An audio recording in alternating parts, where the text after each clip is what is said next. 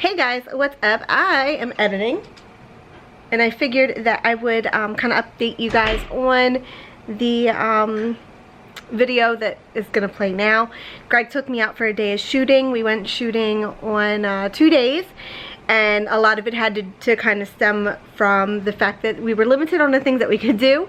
Greg wanted to take me out shooting. We went to an outdoor gun club that he belongs to, and it was fun. So I got to shoot a couple different guns, and it was an interesting experience. So there's a little bit of a clip of some of the shooting that I've done. This is my second and third time shooting ever, so I think I did pretty good. I had fun, and I figured the governor of Maryland basically said he was going to open the state for Mother's Day to allow women to do the things outdoors that they love, like hunting, fishing, boating, golfing. These are the things that he specifically said.